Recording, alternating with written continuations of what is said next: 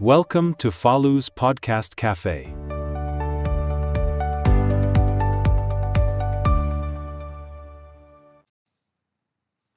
Hi everyone, how are you? Right. අද අපි බලමු පොඩි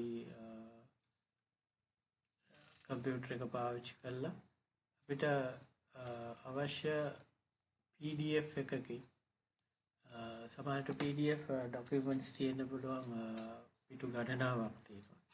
ඒ පිටු ගණනාවක් තියෙන PDF එකකින් අපිට අවශ්‍ය පිටුව විතරක් එක්කෝ පිටු ගණනාවක් තියෙනවනේ ඒ පිටු ටික විතරක් වෙනමම ලබා ගන්න කොහොමද කියලා.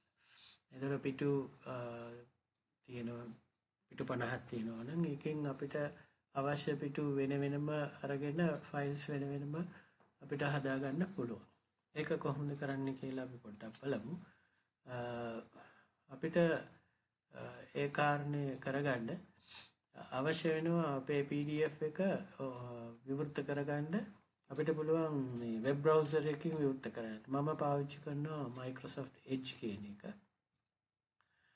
ඒකෙන් මම විවෘත කරගන්නවා. මම දැනට ඕපන් කරගන්නම් මගේ 10 වසර තොරතුරු තාක්ෂණ පොතේ පළවෙනි යුනිට් එක.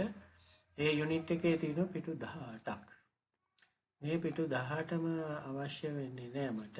අපි හිතමු අපිට අවශ්‍ය පිටු විතරක් මෙතනින් තෝරගන්න ඕන. ඒ පිටුව විතරක් අපිට ඉතුරු කරගන්න ඕන අපේ වෙනත් කාරණාවක් සඳහා. අපි හිතමු මම ඊළඟට බලාපොරොත්තු වෙනවා AI භාවිතය කරලා මේකේ තියෙන අකුරු ටික අපිට එඩිට් කරන්න. දැන් අපිට PDF කියන එක එඩිට් කරගන්න හැකියාවක් නැහැ PDF එක තියාගෙන. එතකොට ඒකට වෙනම PDF editors ලබා ගන්න යුතුයි. දැන් ඒ ගැන කාරණාවකුත් අපි ඊළඟට කතා කරනවා. අපි බලමු එතකොට මේකේ පිටු 18ක් තියෙන එකේ මට අවශ්‍යයි 6 වෙනි පිටුව විතරක් ලබා ගන්න. එතකොට පිටු අංකය මෙතනින් බලා ගන්න පුළුවන්. මේ මම ඉන්නේ 6 වෙනි පිටුව කියලා. සමහරට පිටු අංකය මේකේ දාලා තිබුණාට වෙනස් අංකයක් තියෙන බුලා මොකද මුල් පිටුවක් පිට කවරයක් එහෙම තිබුණාම PDF වලදී පිටුවේ අංකය වෙනස් වෙන්න පුළුවන්. ඒක ගැනත් පොඩි අවධානයක් යොමු කරන්න. ඒ අනුව අපිට ඕන වෙන්නේ 6 වෙනි පිටුව නම් මේ තියෙන 6 වෙනි පිටුව. මේ පිටුව මට විතරක් ලබා ගන්න. නැත්නම් පිටු 6 ඉඳලා 10 වෙනකන් කියමු. ඒක උනත් තෝරගන්න පුළුවන්. ඔයාලට කරන්න තියෙන්නේ මේකේ ගිහිල්ලා print මෙතන print කියන command එක පාවිච්චි කරන්න. control P වලින් මේක ලබා ගන්නත් පුළුවන්. මම print කියන එකට ගිහිල්ලා දැන් print option එකේදී මම printer කියන එකේදී තෝරගන්නවා save as PDF කියලා. මෙන්න මේක තමයි අපිට විශේෂයෙන්ම කරන්න ඕන කාරණේ. ඊළඟට මොන පිටුද මට මේක PDF එකක් විදිහට සේව් කරගන්න ඕන කියන එක මට තෝරගන්න පුළුවන්. මම දැන් දැනට ගන්නේ 6 වෙනි පිටුව. එතන මෙතන පෙන්වුම් කරන්නේ 6 වෙනි පිටුව විතරමයි. ඒතර වෙනත් පිටු මේකට සම්බන්ධතාවයක් ඇති වෙන්නේ නැහැ. ඊට පස්සේ මම ගිහිල්ලා අවශ්‍ය නම් තව settings තියෙනවා pages කීයක්ද ඕන ඒ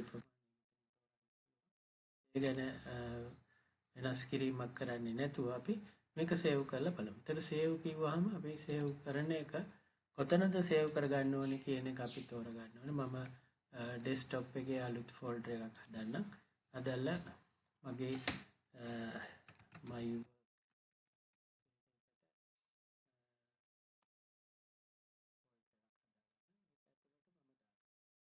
මම මෙතන දානවා page 6 only.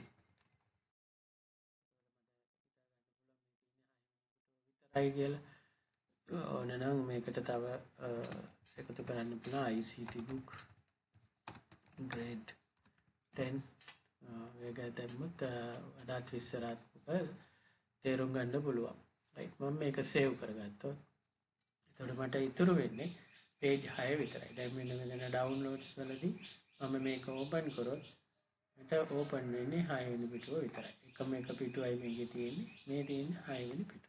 එන ඒ ආකාරයෙන් අපිට පුළුවන් මේ PDF පිටු ගණනාවකින් එක පිටුවක් විතර අපිට